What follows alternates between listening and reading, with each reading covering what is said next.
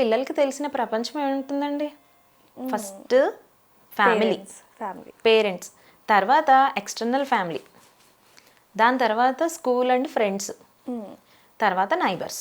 ఏం నేర్చుకున్నా ఈ నాలుగిట్లోంచి నేర్చుకుంటారు పిల్లలు. అవును. ఇప్పుడు ఎమోషనల్ మేనేజ్మెంట్ అని అనుకున్నాం. ఫస్ట్ది ఎమోషనల్ మేనేజ్మెంట్ ఎందుకు రావాలి అంటే ఫస్ట్ వాళ్ళకున్న ఎమోషన్ని, ఆ ఫీలింగ్ని ప్రాపర్గా లేబుల్ చేయడం రావాలి. ఎప్పుడైతే లేబుల్ చేయడం వస్తుందో ప్రాపర్గా ఎక్స్ప్రెస్ చేయడం వస్తుంది.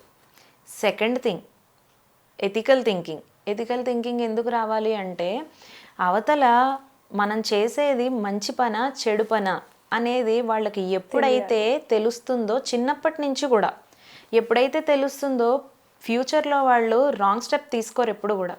ప్రాపర్గా వాళ్ళ లైఫ్ని ఎలా లీడ్ చేయాలి అనేది చిన్నప్పటి నుంచి వాళ్ళకి ఫౌండేషన్ వేసిన వాళ్ళం అవుతాం ఇవి నేర్పిస్తే.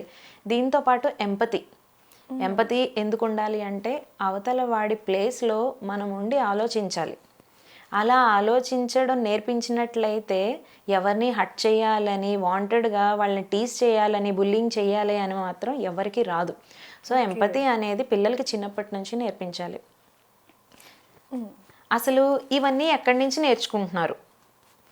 ఇందాక చెప్పాం కదా, ఈ నాలుగిట్ల నుంచే నేర్చుకుంటారు పిల్లలు ఏదైనా కూడా.